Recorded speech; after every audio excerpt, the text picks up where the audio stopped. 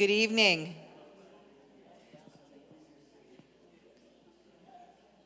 We always like to start things on time here at Neveh Shalom, and thank those of you who made the trek out to be here on time. I'm Marlene Edenson, the Executive Director of Congregation Neveh Shalom. On behalf of our congregation and on behalf of Rabbi Eve Posen, who is home this evening celebrating her daughter's birthday, otherwise she would be here with us, I want to extend a heartfelt welcome. We're so glad that you're here this evening. Tonight is part of our ongoing Israel360 series, which is dedicated to opening space for thoughtful dialogue, deep learning, and real listening.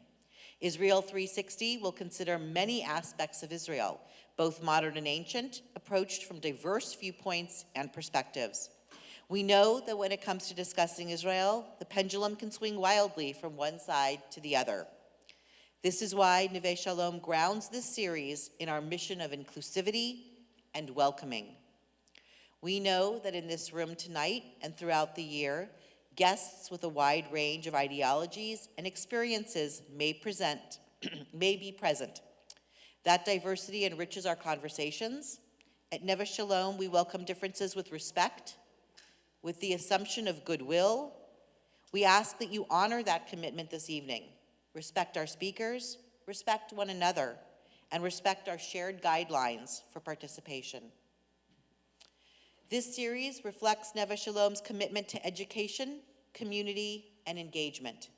We believe that when we gather, learn, whether through study, discussion, or respectful dialogue, we deepen our collective wisdom and strengthen our bonds as a community.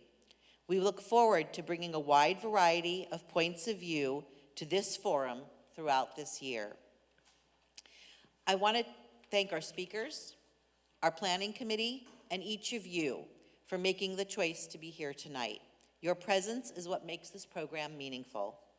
We welcome you to explore all that our vibrant community has to offer, whether for prayer and ritual experiences, social action projects, or community. Neveh Shalom has something to offer everyone. With gratitude and anticipation, let's begin this evening's program and continue the conversation that is at the heart of Israel360.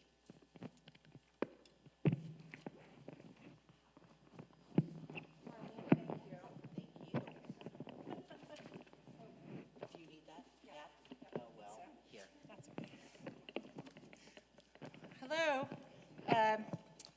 I'm Lonnie Rader, and this is Andrea Dye. We are part of the Israel360 committee.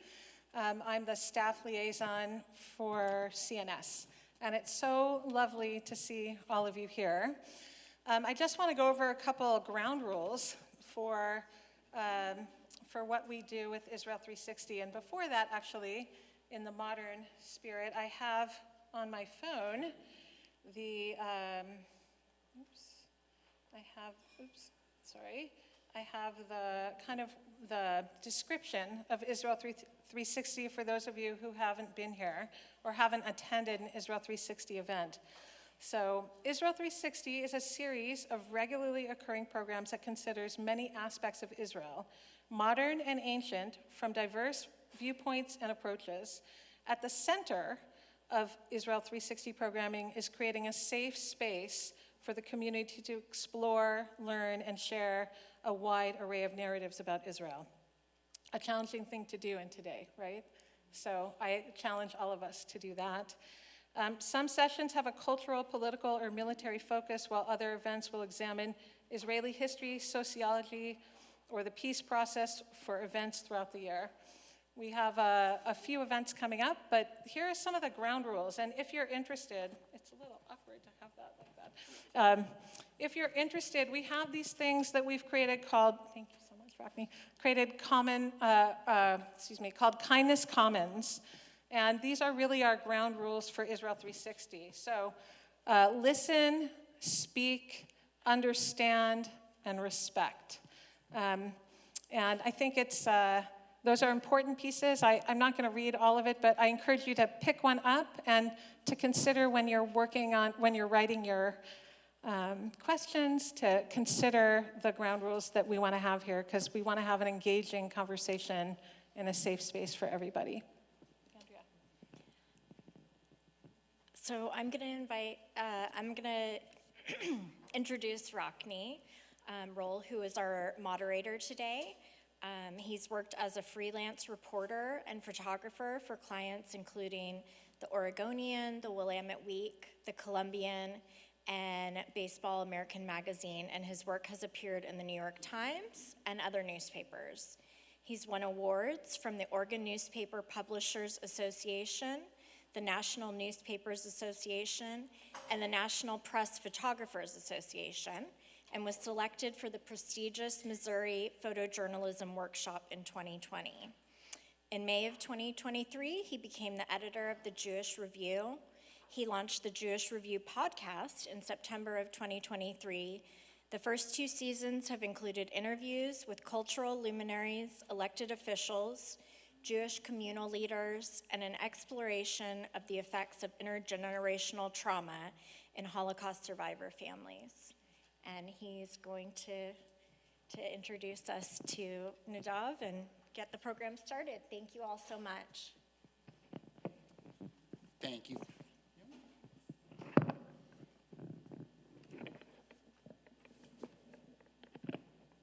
There we go. Sharing is caring. Comes to microphones. Thank you so much, everyone. It's really a privilege to be here, and I deeply appreciate the opportunity.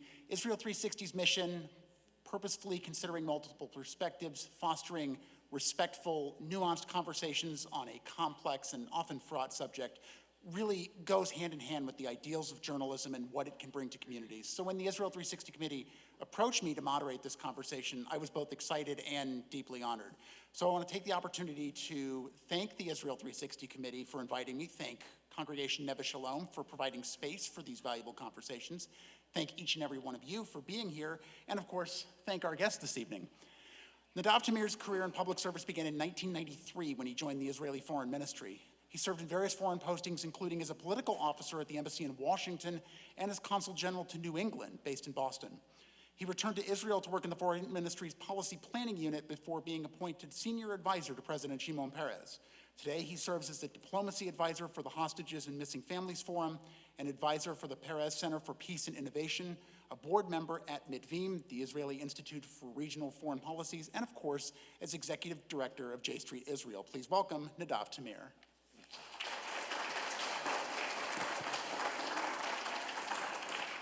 Thank you, Rocky. So let's start out really broadly.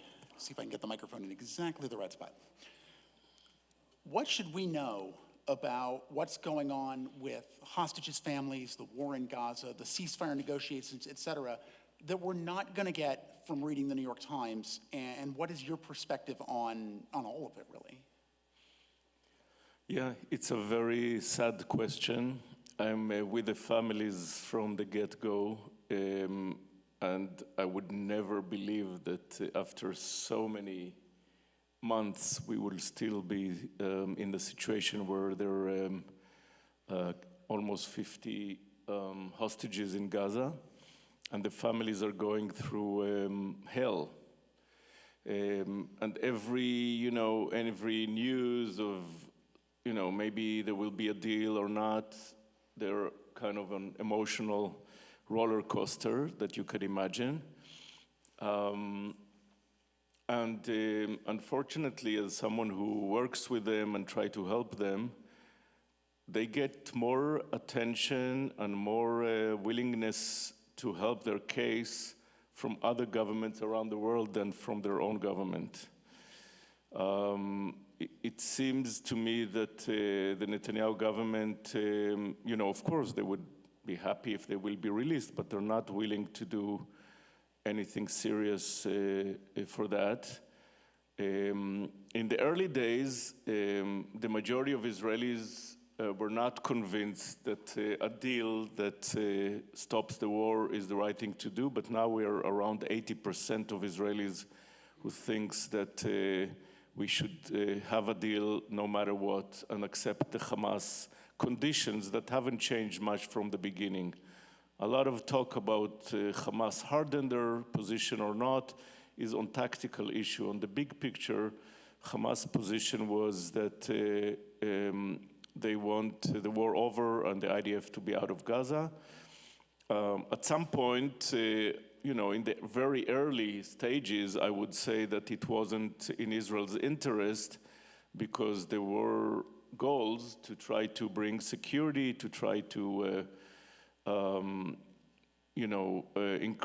decrease the capabilities of Hamas, but we're very much over that period. And for too long, this war has no purpose except for the survival of the Netanyahu government. It is very, very sad because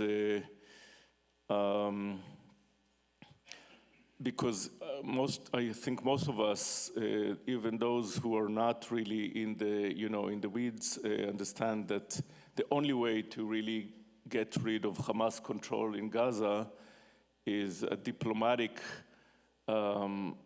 leg on top of the military one that was pretty much exhausted itself. Unfortunately, the military is still active in Gaza, and so not only that the hostages are in a big threat because of the military campaign, soldiers are getting killed for no good reason, unfortunately. And it's so hard for me to say it as someone who was an officer in the IDF, who my son and son-in-law were serving in reserve from October 7th, so many days, but that's the situation as I see it. And on top of that, the huge tragedy in Gaza of the civilians in Gaza, which most Israelis either don't know about or don't want to know about or in denial, which is another aspect that makes this whole situation very sad. So we still don't know what were the results of the last episode of the attack on the Hamas leadership in Qatar. From what I understand, the leadership that were targeted were not really eliminated. And I could tell you, as someone who thinks that Hamas is a very, very bad actor for Israelis and for Palestinians, it's not that I have tears for Hamas leadership being killed, but with the Netanyahu government, I never know if the real purpose is to get rid of the Hamas leaders or to get rid of any chances of a deal that was maybe coming. I don't know. We're hoping for so long, and it's not coming. Trump showed everybody that he can make it if he wants. Even before he got into office, just because Witkoff told Netanyahu Trump wants some hostages to be released, they were released. So we know that if Trump wanted, it wouldn't be too hard for him. He only need to write something on Truth Social that Netanyahu needs to do this and that, and it will happen because he has a huge leverage over Netanyahu. But so far, he's still somehow accepting this spin as if there is a total victory, and if we will only have another operation in Gaza City, then Hamas all of a sudden will surrender, which is not the case. I mean, I was in Lebanon. Many people here know about Iraq, Afghanistan, and even Vietnam. There is no military way to win those wars if you don't have a diplomatic strategy. And Netanyahu intentionally doesn't have a diplomatic strategy. Doesn't have a diplomatic strategy at all. Not just has a bad one, has none. Well, he has a political strategy. That's different than and a very successful now. But there is a contradiction because if he had a strategy, it's quite clear that the interest of Israel is that there will be an alternative for Hamas in Gaza. This alternative cannot happen if the war doesn't end. And we allow all those Arab countries that want to help rehabilitate Gaza, and they will be invited by some kind of a technocratic government of Palestinians. And then we could do something about Hamas. But this current trajectory leads to nothing, but it does keep Netanyahu's coalition safe, and this is the strategy. So what has the impact of the protest movement in Israel been on the potential for getting the hostages back and ending the war? Well, the demonstrations in Israel and also here, I know that there are many expats. Shimrit is very involved with Unacceptable. They're very important, not because they have a huge impact on Netanyahu or Trump, but I think that they're sending a message to the world that most Israelis are not where their government is. On the war in Gaza, on the accountability for the failure of October 7th, or on the judicial overall, and on so many things. And I know that there are some views in the Jewish community and in Israel that it's not good to kind of show the world the dirty laundry, but I actually think it's the best thing for Israel to show people that not all Israelis are Netanyahu, Ben-Gvir, and Smotrich. And it's also very important for the day after, because at some point this government will go. Whether it will be in October 26 when they will end their term, but I actually think before, because when the Knesset comes back from recess, it will be very hard for this government to deal with the draft law for the ultra-Orthodox, and if Trump does stop the war, Ben-Gvir and Smotrich will probably not stay. And this kind of awakening of the liberal camp in Israel is critical for the day after this government to make sure that we have a very different kind of politics. So even if it doesn't have the impact right now, it is very important, and I think one of the reasons why I'm here doing this tour for J Street, because I think that my message to people is don't give up, even though it seems that nothing could change with Trump and Bibi, but it can, and it will. But we need to work hard on it, and we need to make sure that we're preparing for the eventuality that there will be some breakthrough in order to make things right. Well, you mentioned that hard work. In the protest movements that we've had here in the United States during this second Trump administration, the size and vigor of the protests we've had has decreased markedly from Trump's first term. There's really a sense of protest exhaustion almost. Is there, in your perception, is there a risk of a similar outcome in Israel? In Israel, actually, we're demonstrating for I don't know how many years. We studied in Balfour, and the reason then was that not Balfour, the British, but Balfour Street in Jerusalem. Before this government, when we thought that a prime minister that is indicted in 3 cases of corruption cannot be a prime minister. That was the reason why we were in the streets. And then there was a period of a change government that was kind of, we didn't see much protest. But then when this current government came into power and they started to go after our democracy in a very aggressive way, we renewed the protest. And it was very amazing to see that this liberal camp of Israelis that for years kind of did not want to touch politics and said, most of them wanted to make sure their startup get an exit and what's the best vacation place. And, they left the politics to other people, and they were pretty ignorant about ideology and politics. And all of a sudden you see those people quoting Montesquieu about separation of power and checks and balances, and it's a huge awakening that I can tell you my friends from Hungary or Poland were envious that they didn't have such demonstrations.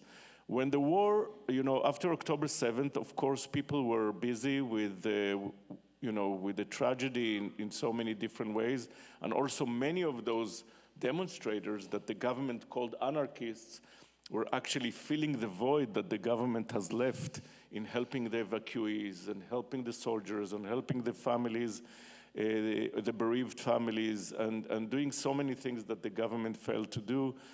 So, the demonstrations were not the center, but then around the hostages, demonstrations came back again. And now there is also, if in the beginning the hostage families did not want to be too political, they did not want to be anti-government, they wanted kind of to be with the consensus, this sentiment is changing, and the anti-government and the realization that the government doesn't actually want to have a deal became more a consensus among the families. So now we're back to the streets for the hostages, for the end of the war, for accountability for the failure of October 7th, and also against the judicial coup. Unfortunately, the amount of people who are also demonstrating because of the suffering of the Gazans is growing, but it's still not a significant amount of the demonstrators. Because many Israelis are in denial about what's going on in Gaza, not only in Gaza, also in the West Bank. While all eyes on Gaza, awful things are happening in the West Bank, and Smotrich is using this opportunity to really use settler violence to push Palestinian communities from their homes in a way that is unbelievable.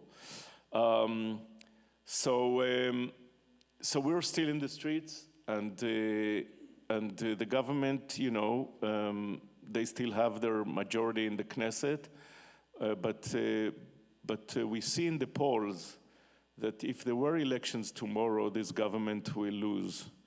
But we could still do better. For example, one of the most important efforts is to get more of the Palestinian citizens of Israel to vote. If the percentage of voting among the Palestinian citizens of Israel will be like the Jews, then there's no chance Bibi could ever win.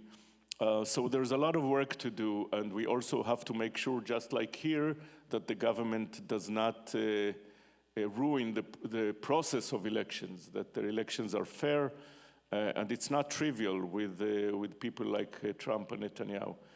So there's a lot of work in front of us, but we're very determined. But it sounds like the American protest movement maybe could take some notes from our friends in Israel. I think that in terms of civil society, yes. There's a lot of things that we have to learn from you. We don't have a constitution, so the whole legal effort is harder. But in terms of how civil society acts, I think that Israel is a good example. You mentioned that a lot of Israelis don't really know or are in denial about what's going on in humanitarian terms in Gaza and in the West Bank. And it would seem to me that Israeli domestic media is not covering that for domestic consumption. Why is that? So yeah, it is true that Israelis who don't read Haaretz, and most Israelis don't read Haaretz, don't really know what's happening on the ground. Some of it is because, most of the journalists are part of they have someone in the military, they have families, so they're all kind of, instead of doing what journalists are supposed to do, and you should know it, to show the facts, even if the facts hurt, there are kind of this effort, national effort we are all together, we don't want to know the bad news. And also rating, when people don't want to hear the bad news and the media is very much driven by rating, there's no incentive for them to show it, which is a huge failure, I think. I don't know if after September 11 in the States, people were also in denial about what's happening in Iraq and in Afghanistan. So I don't know if it is a global phenomena, but it's definitely a very painful phenomena for me in Israel, because I do believe that one of the things that democracies should always do is to show people the bare reality, even if it's painful. Well, I think so too, but I'm biased, so. Do you see Israeli political life as more or less susceptible to the kinds of polarization and extremism that have affected American civil discourse?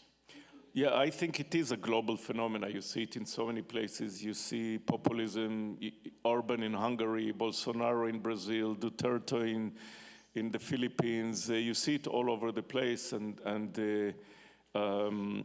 there's a lot of research, whether it's the result of social media and the echo chambers that were created, and nobody has, what the truth, because there's no one source. And maybe it's just a reaction to globalization, that people want to hold to their identities and resent the other. But it is a global phenomena, so we definitely see it in Israel, and we see it here. Of course, yesterday was kind of a dramatic day in America in terms of polarization with the assassination of Charlie Kirk.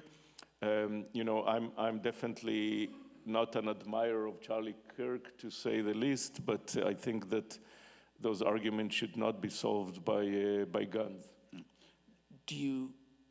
It's a global phenomenon. Do you think Israel is more susceptible to that just because of the tribal divisions that exist in the Middle East in general?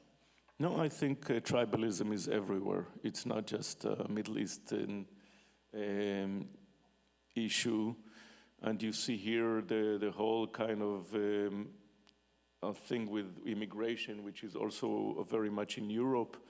A lot of hate, a lot of racism that is being pushed by populists. And so I don't think Israel is different in that sense. Of course, for us, it is more complicated because we also have a regional situation and a conflict that is ongoing and an occupation that is ongoing. So everything is also mixed with the geopolitics, but I think it is all over the world. Yeah.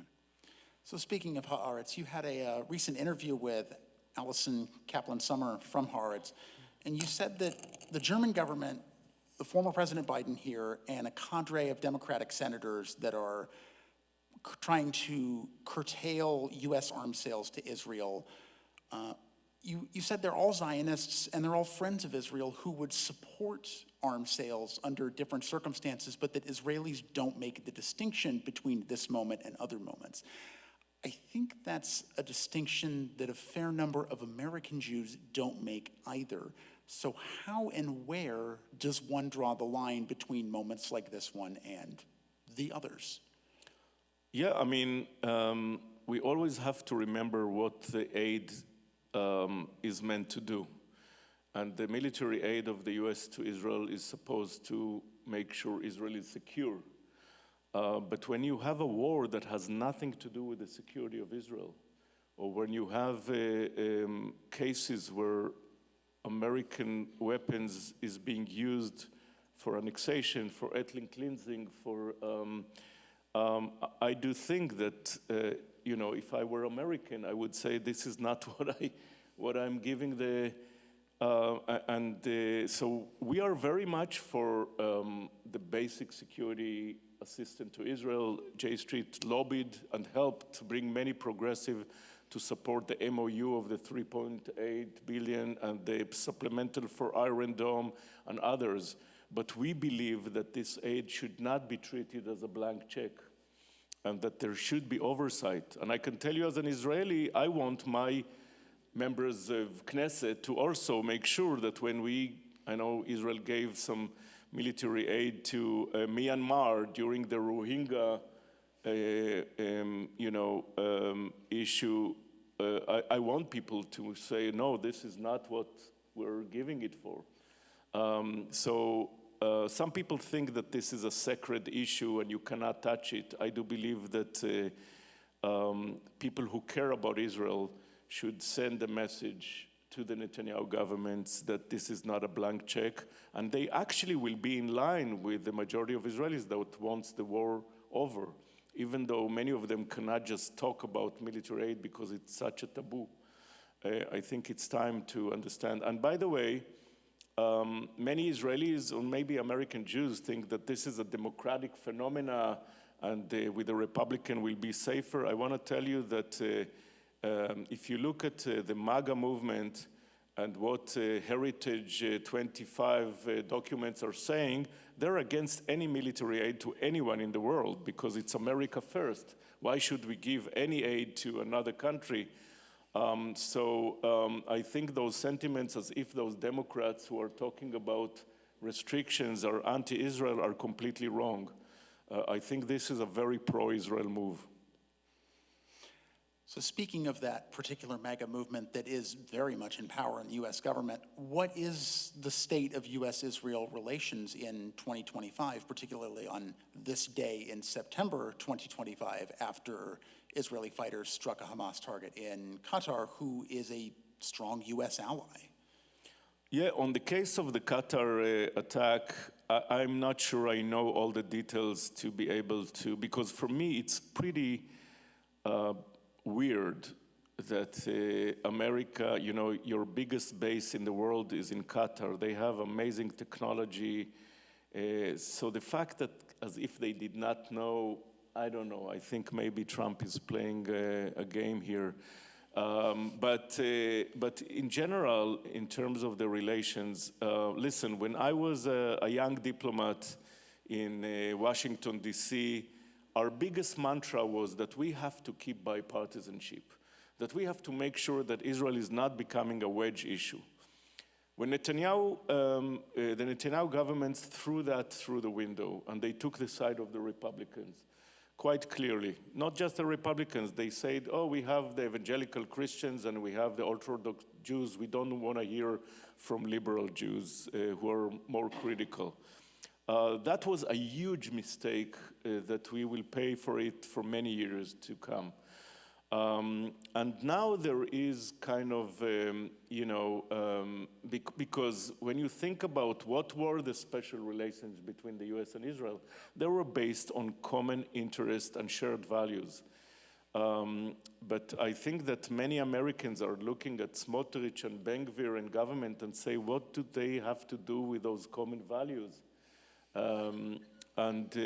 So I think that this creates a situation where the support for these government actions or for the ongoing occupation are going lower, except for the evangelist Christians who actually believe that this is the way for Armageddon, which will bring Jesus back, and we're just a tool in this war. So this is not a pro-Israeli position for me. This is pro-rapture. But I do believe that if we will learn to make the distinction between what is pro-Israel and what is pro-certain government policies, we will treat this issue much more rationally. And I do believe that, at least in the Democratic Party, there is a small group that is maybe anti-Zionist in the margins of the Democratic Party, but the majority of the Democratic Party, I consider them Zionist according to my view of what Zionism is. Of course, very far from Ben-Gvir and Smotrich.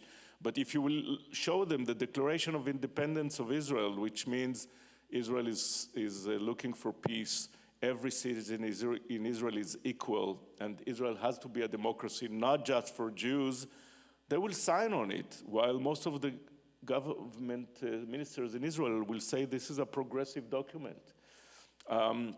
So I do believe that the Democratic Party is very much aligned with the basic interest of Israel, but not with Netanyahu, because Netanyahu cares much more about his own individual interest, and he's in coalition with the Messianic settlers that want the same thing like the evangelicals, Armageddon, but in order to bring a different Messiah.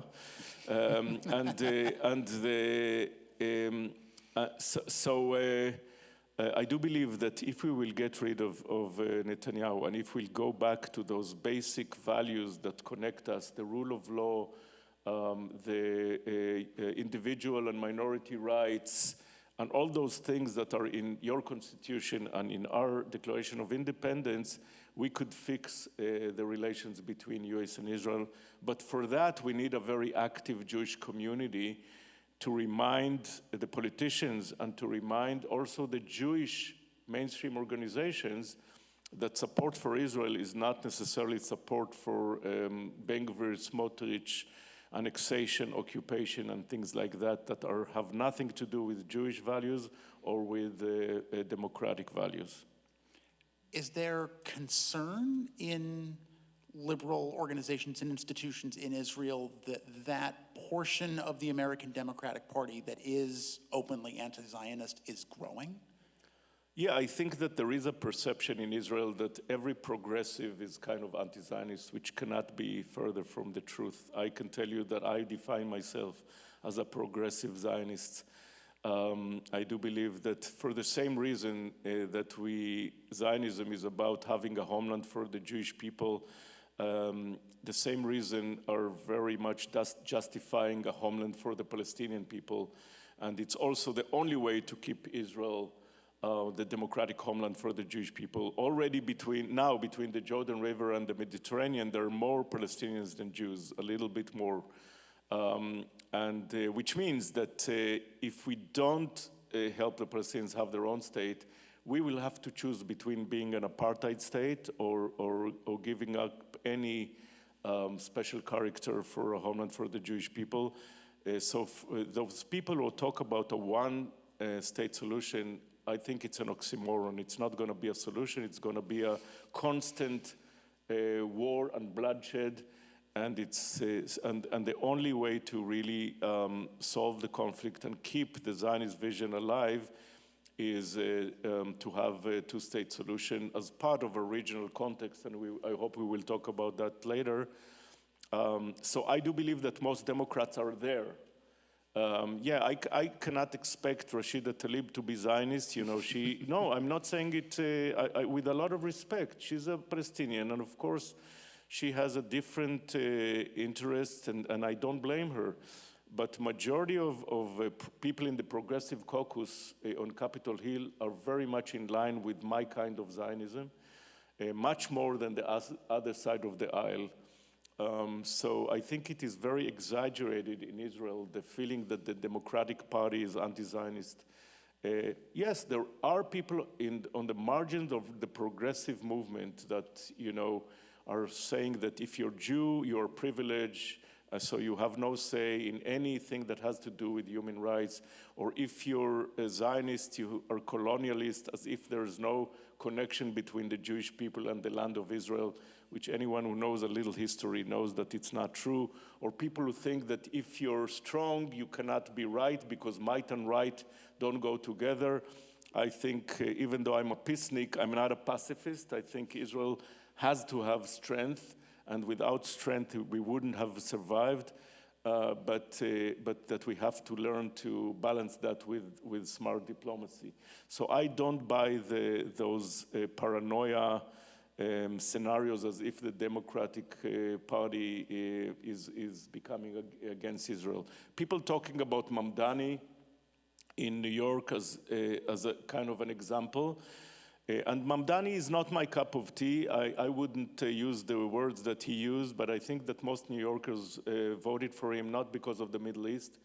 And if I were a New Yorker and my options would be Andrew Cuomo or Adams and Mamdani, I would vote for Mamdani as well, because I wouldn't vote for someone who's has sexual harassments in his record or someone who was a failed mayor. So I think people are exaggerating and also think that if Mamdani is a Muslim, he has to be somehow hate Jews, which is not the case. The controller of New York,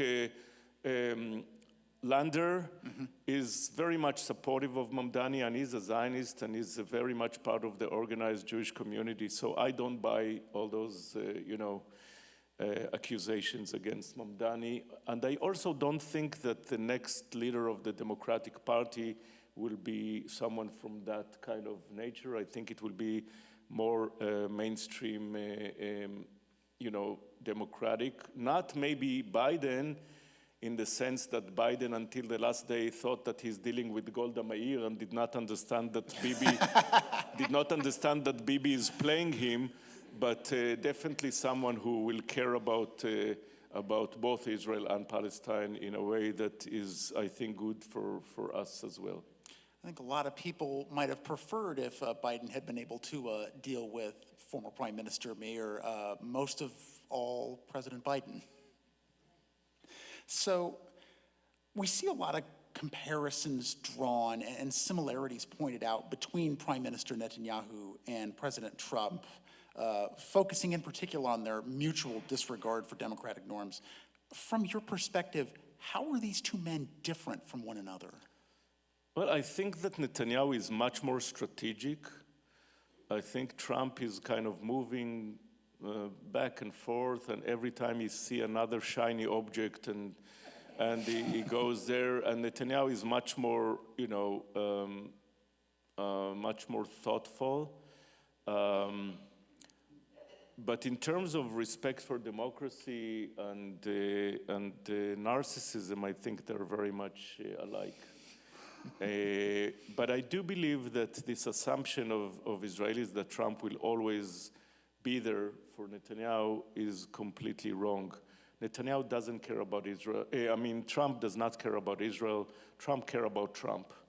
And in the minute that he will think that Netanyahu and the war in Gaza are standing between him and the Nobel Peace Prize or the big money deals in the Gulf, he might change his mind the day after. Just like, on the Houthis, he kind of, okay, I'm going to join the party, attack the Houthis, and then he reached a deal that the Houthis don't shoot at American boats, but they still shoot on Israel, and Trump let it go. So I wouldn't trust Trump, and Netanyahu, I think, put all of his, everything on Trump, and ignore everybody else, including all the European countries, including our neighbors in the Middle East. And it's all about Trump, and the day where Trump is going to change on him will come.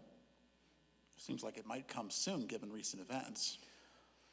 Yeah, I think Trump is starting to speak about he wants the war over fast, and everybody who knows something about military knows that this kind of attack on Gaza City is not going to end fast, and you cannot really take out Hamas as a guerrilla it's not already an organized military as it used to be, but as a guerrilla force, it could stay there for years. You were all in Vietnam and in Iraq, you know that there's no ultimate victory if there is no agreement, if there's no diplomacy. So I think Trump at some point will lose patience. So what is the current state of, and what is the importance of, the American Jewish community's influence in Congress and in the executive branch of the U.S. government? Well, it's crucial, and I'll explain why. And this is where I get to the more optimistic side of my talk, because so far I only helped you to be more depressed. I think that on the side of the huge tragedy of October 7th and the aftermath, we have the best opportunity we ever had for a change of course in terms of Israeli Palestinians and the Middle East. All my adult life, I deal with foreign policy and national security. Usually you have to choose between two options that are not very different. One is a little better, there are trade-offs, there's downsides. But we now face a junction where the decision is so clear. There is one direction, which is what Netanyahu wants: a constant war, ethnic cleansing of Gaza, annexation in the West Bank, no relations of Israel with the region. Israel pariah state in Europe and in so many other places, and disconnection between young Jews and Israel forever. This is one direction, which is the status quo if we don't change it. The other direction is that for the first time that I remember, there is a consensus in the Middle East and in Europe and among Democrats, most Democrats, those who are not in the pocket of some other organization, that the best solution for the conflict is this kind of what we call in J Street the 23-state solution. The reason why we call it the 23-state solution is because we understand that the assumptions of Oslo and Camp David and the Olmert-Abbas negotiations were all that it could all be the Israeli and Palestinians will decide. And Israel did not want the rest of the Arab countries because they wanted a weaker partner for the negotiation. The problem is that Palestinians on their own cannot give us the answers we need about Jerusalem, about refugees, about the security arrangements. It's not just them. You know, Jerusalem is a Muslim issue. It's an Arab issue. Refugees you have in Jordan, in Syria, in Lebanon. And the regional context was missing. And that is one of the reasons why everything failed. And then Barak came from Camp David and said, we have no partner, and destroyed the peace camp in Israel. And the result was that Sharon went into a unilateral withdrawal from Gaza. The unilateral withdrawal, without empowering a partner, actually gave Hamas the narrative that it is terrorism and Islam that will throw Israel from Gaza, not diplomacy, and actually made things worse. And then the Abraham Accords, which was, okay, we can bypass the Palestinians and just normalize relations. And both of them exploded in our face in October 7th. But now we have an option of an entire Arab world is telling us, we normalize relations with Israel if you will create a real political horizon for the Palestinians, and there will be a joint coalition of all the countries in the region against the jihadists, whether Shia in Iran or Sunni in Al-Qaeda, ISIS, and so on and so forth. And this is a huge opportunity. And you see also the Europeans, that for years, every European meeting used to end with we are for the two-state solution, but they didn't do anything about it. And the result was that so many pro-diplomacy Palestinians lost hope, and that's why Hamas also became more popular. But now we have a chance for diplomacy.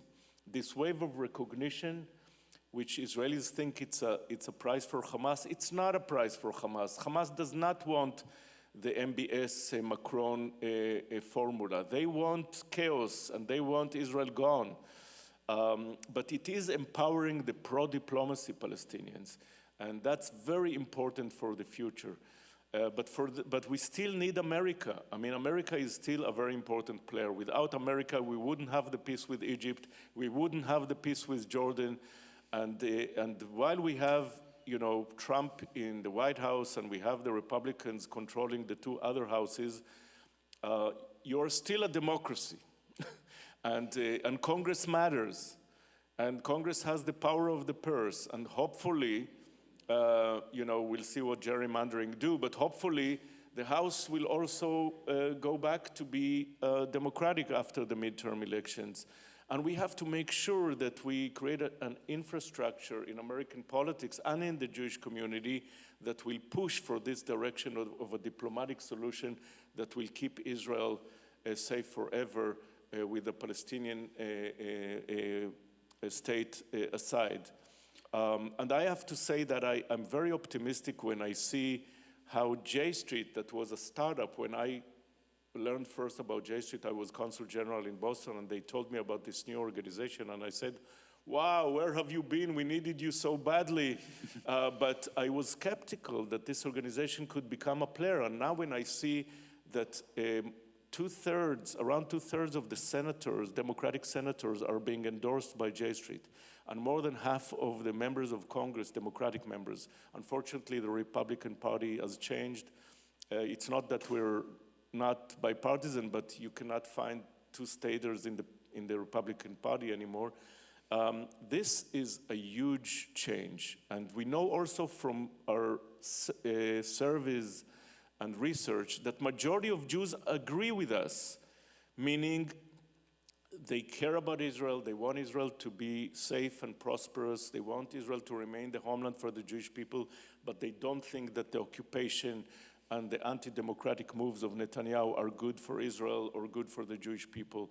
Unfortunately, it is still not translated into political influence because most of those Jews are not as active with their members of Congress or with the federations that still treat Israel as if everything is as it used to be in 48.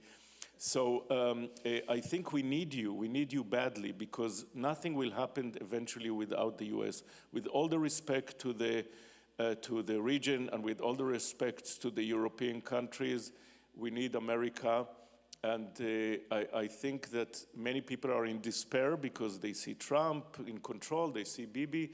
I can tell you that I learned from my mentor, Shimon Peres, that despair is not a good strategy for change, and that optimists and pessimists die the same way, but they live very differently. And not only that it's more healthy and fun to be an optimist, it's also more constructive, because nobody could predict the future, but those who are going to impact the future were those with the energy. And for this energy, we need hope. And hope is the name of our national anthem, Atikva. So I'm here to let you, to ask you not to give up on Israel, not to give up on peace, not to give up on democracy. And one of the best ways to do it is by supporting J Street. So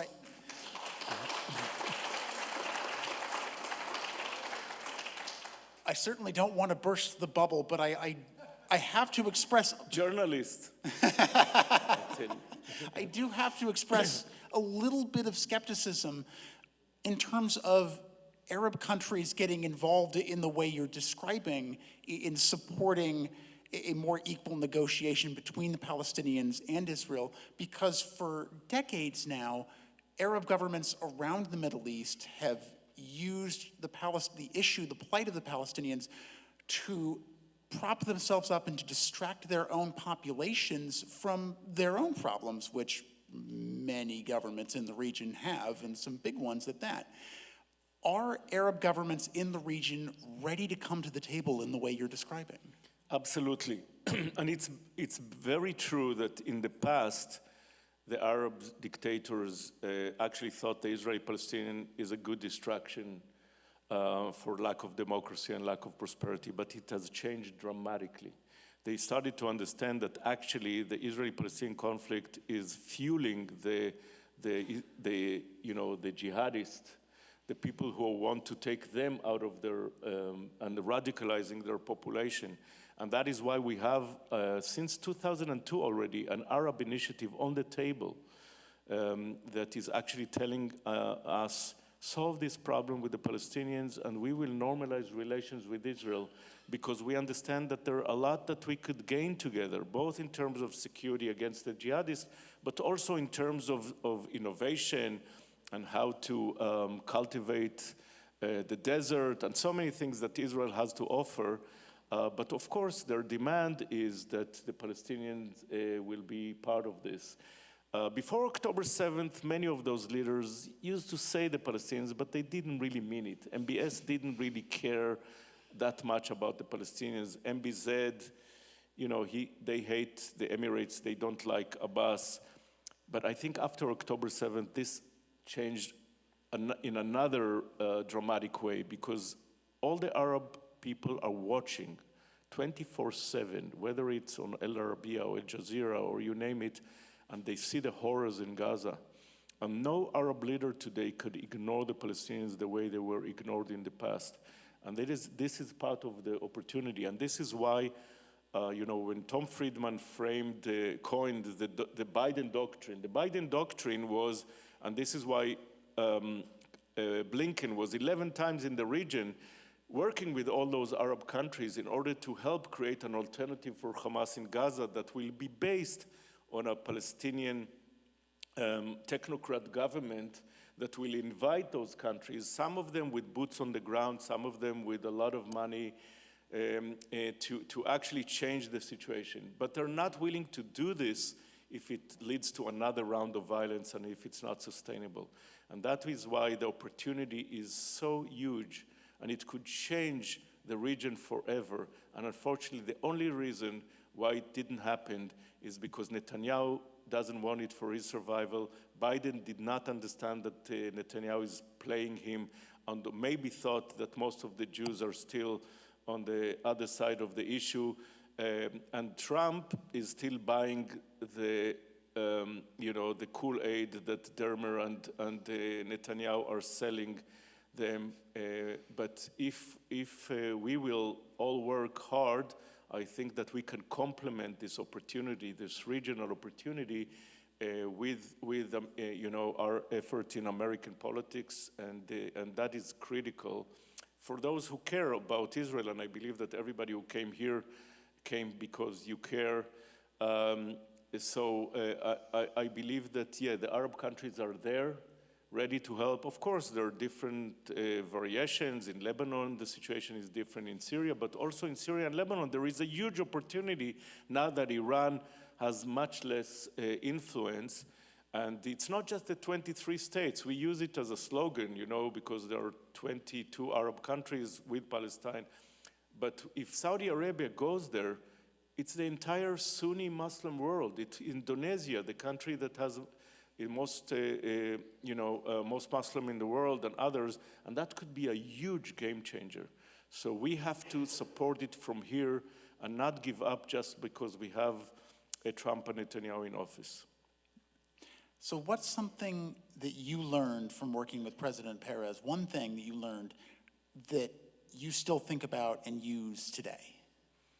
Well, one of it I already mentioned with it, which is the power of optimism. And he was an eternal optimist for sure. But the other thing that I learned from him is that when so many Jews organizations, Hasbara organization in Israel deal with the blame game, he believed that the role of Zionism was to change the destiny of the Jewish people from an object of history to a subject of history.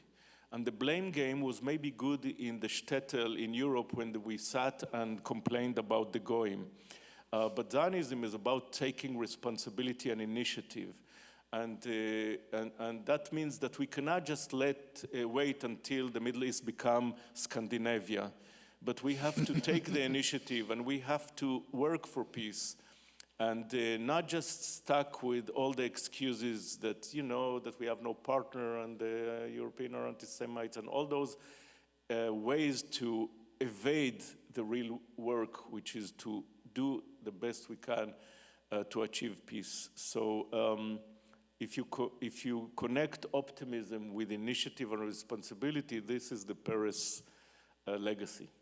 Well, I certainly think that's a better idea than waiting for the Middle East to become Scandinavia. One of the things I do know about the region is that it's very hot.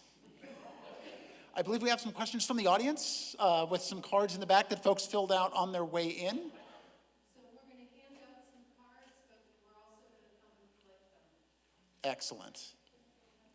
No softballs.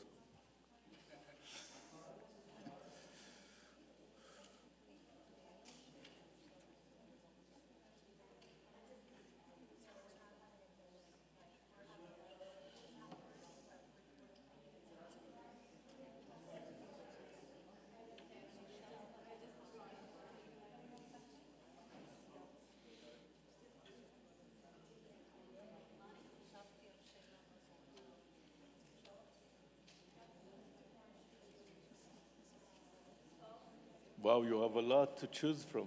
Indeed, yeah.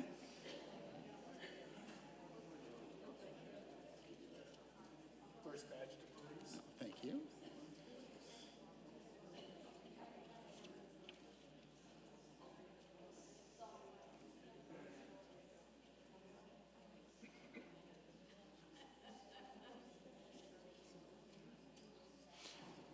Okay, let's Here's start. one- here's one I think is We're losing interesting. the people.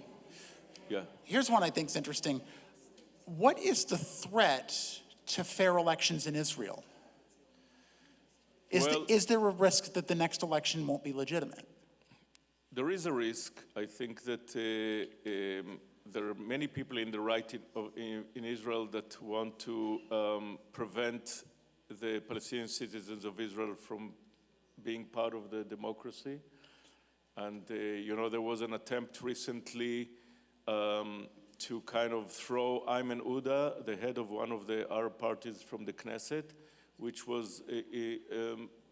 is also kind of a sign for the Arab population in Israel. Don't vote because, disfranchising them and voting. There is an American term, how you make people, minorities, discouraged from vote. I forget the name.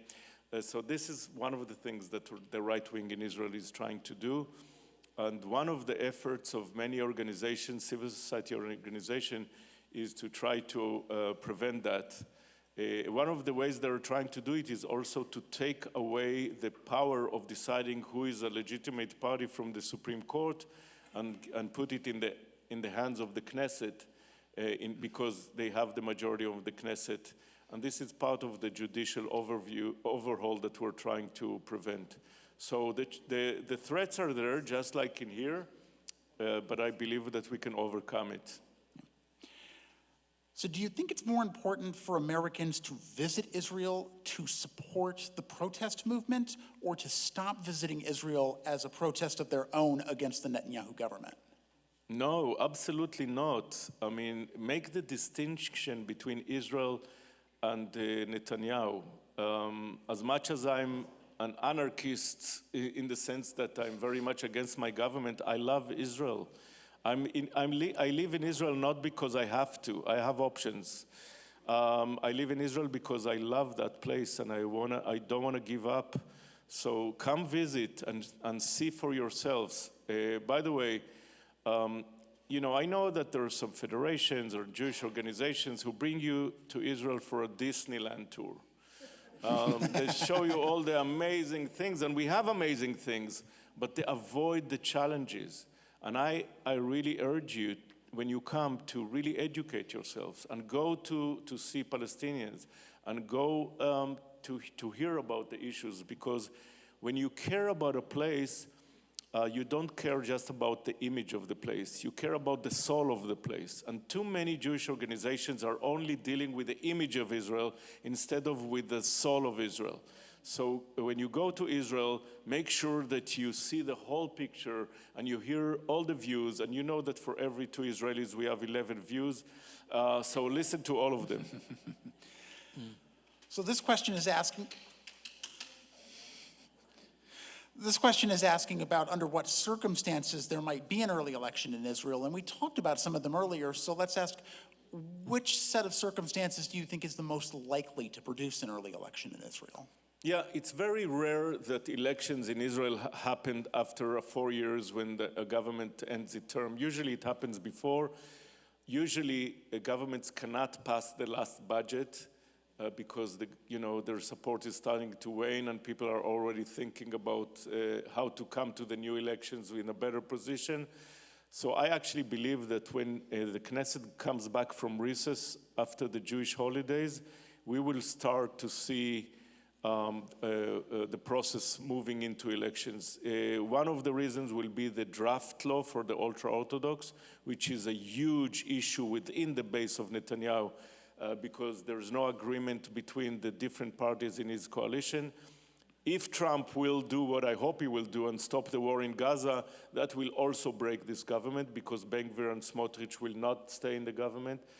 So I actually think that the likelihood of an early elections is very much likely, but it will never be early enough, because we needed elections the day after this government was sworn.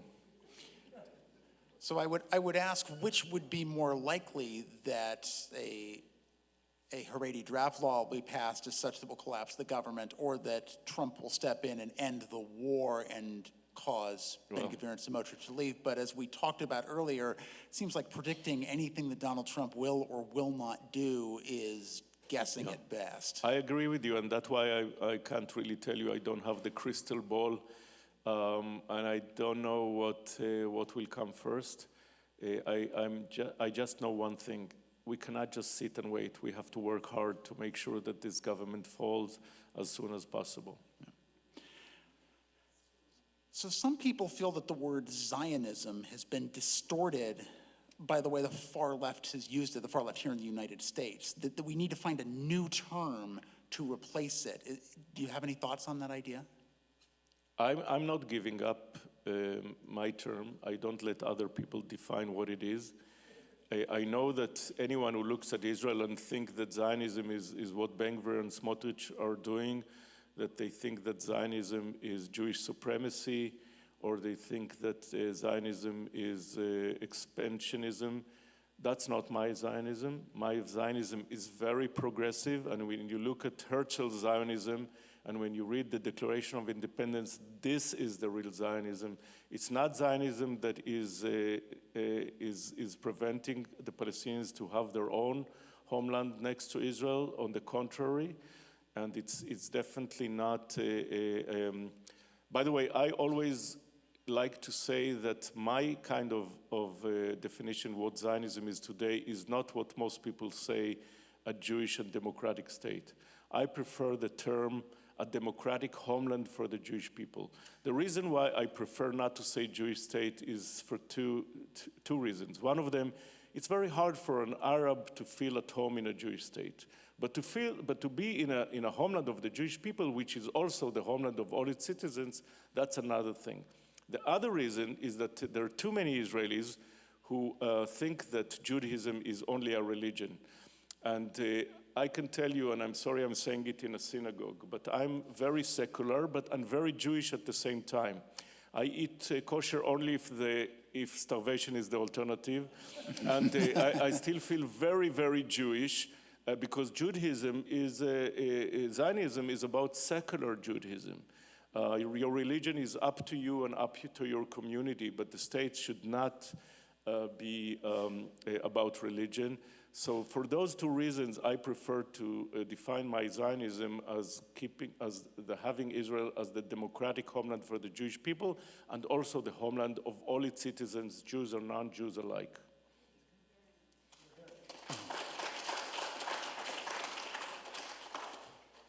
So we've talked already about what percentage of the Israeli population is still interested in a two-state solution. What percentage of Palestinians are interested in a two-state solution? So I'm following Palestinian public opinion constantly for years. And also when we have a J Street delegations, we always go to meet Khalil Shkaki, the most authoritative pollster in Palestine, who's also a professor in Brandeis. And I can tell you that the trends are showing clearly that when you have a political horizon, majority of Palestinians support the two-state solution. When there is no hope, majority of Palestinians give up, and then Hamas becomes more popular. But when there is a political horizon, and in many ways it's up to us, then Hamas shrinks to less than 20% of the Palestinian society, and the majority are supporting a diplomatic solution, which is a two-state solution around the 67 borders with equal land swaps. So people are trying to find all kind of moments in time when Palestinians were in despair to say, you see, they're not supporting, but how can someone support something that doesn't look possible? And this is one of the reasons why I'm so supportive of this wave of recognition, because I think it is empowering those pro-diplomacy, pro-two-state Palestinians. So you're talking about a window in which there's hope. There's a horizon in which we can see a Palestinian state. But that feels pretty bleak right now in terms of the government in Israel and the government in the United States. And it seems like to get there, we have to end the war first, which sort of tees up this next question I got. How do we make peace with a group of people who are governed by a group that wants to eliminate the Jewish people? I'm pretty sure they're referring to Hamas. Yeah, Hamas, as I said, is not the majority in the Palestinian society. By the way, from Shkaki's research, you see that in Palestine, young people are less religious than their parents. The trend is more secularism, which means less Hamas. I do believe that we have many Palestinians and potential partners who don't want to kill us, but want to have a quiet and peace. And to your introduction about the bleak chances for a solution, I want to remind all of you that after the Yom Kippur War, Israelis were also in trauma. And when you ask Israelis about peace with Egypt, they will tell you, forget about it. Egypt is our nemesis. And they voted Menachem Begin, who was the hawk of all hawks. And a few years later, we had the peace with Egypt. A lot of it because of American leadership. Started with Kissinger, who moved Egypt from the Soviet orientation to the American one, and then Carter helping Sadat. And we were also very traumatized after the first Intifada, but that led Rabin to go for Oslo, which led to the peace with Jordan. So I wouldn't be so fatalistic about the chances for peace. I can see why your former boss, President Peres's optimism was so strident, because it does seem to be how things get done in this part of the world. So you spoke to the importance of defeating the current Israeli government as soon as possible. Who leads the next Israeli government, ideally? Yeah, well, it's an open question. It will be some kind of a coalition that will include several parties, that none of them will be dominant.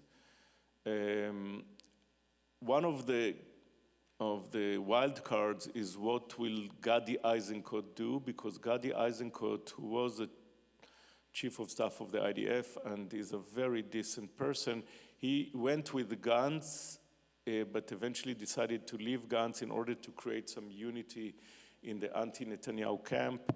And he did not decide yet how he's going to do it, in what formation. So that's an open question. But my hope is that there will be a government that will include the Arab parties and from Bennett to the Arab parties. And some people tell me, yeah, but Bennett is against any compromise. I do believe that Bennett will change if the international community will move there, because he understands that Israel has to be part of the Western world, and he understands also that Israel cannot give up this opportunity of regional integration. So just like Begin changed and did the peace with Egypt, and Rabin was not a two-stater when he started Oslo, I believe that we could achieve peace with this coming government, but I'm not clear on who's going to lead it. I suppose the unknown is another opportunity for optimism all its own.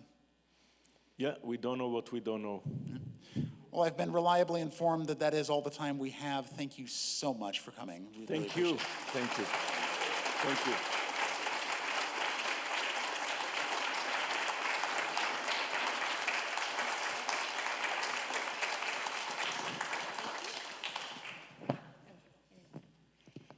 Thank you so much again, Nadav. Really, I think you deserve another round of applause. Thank you for being here.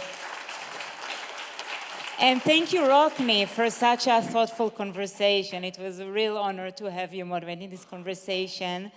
And special thanks to the incredible team of Neveh Shalom who worked to make this event happen, to Lani and Andrea and Cheryl.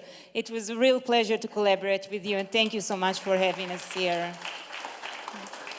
My name is Shimrit Brown-Kamin. I'm the director for the Northwest of J Street, and I'm excited to be in Portland for the first time.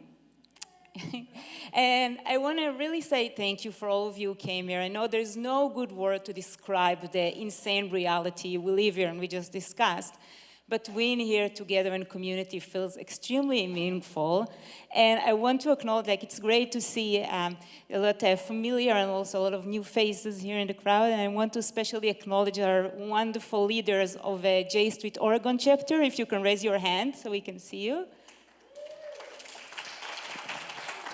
And if you have any questions, Nadav will stay, and also you look for the people with the blue and white text and can answer any question you have about J Street work. And as Nadav said, supporting Israel today is supporting the people in the streets that call to end the war and to bring the hostages home. And they're the majority of the Israelis, and not supporting the extreme right wing, who takes us into a very bad direction. The government undermines Israel's democracy and peaceful future. So if you were inspired by Nadav and you're new to J Street work, we'll be so grateful to have you joining us. There's so many ways to get engaged. J Street is the home for a pro-Israel, pro-peace, pro-democracy people.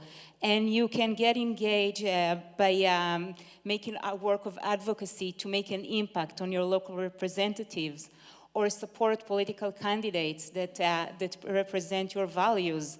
And you can join us at our convention next year in February 2026 in DC. And please, we will stay here, so let us know if you have any question and if you're interested to learn more. So thank you so much again, and let's continue to work together. We have a lot of work to do to bring better future to Israel and Palestine and to here. Thank you so much. So thank you for Nadav and Rockney for this wonderful conversation, and thank you all for joining us for this really important conversation. We do have snacks out in the main lobby, and Nadav will stay for a bit if there's any questions that maybe you had that weren't unanswered that you want to talk to him about. And then I also want to let you know about 2 upcoming programs for Israel360. On November 10th, we have Eye on the Media, the World's Obsession with Israel, with Honest Reporting's Executive Director Gil Hoffman. And in January 18th, Building Peace, Partnership, and Shared Society between Jewish and Arab citizens of Israel with Hand in Hand. All of the Israel360 committee members have name tags on, so if you have any questions or want to talk further to us about Israel360, feel free to, we would all be happy to answer any questions that you have. But thank you again all so much for joining us.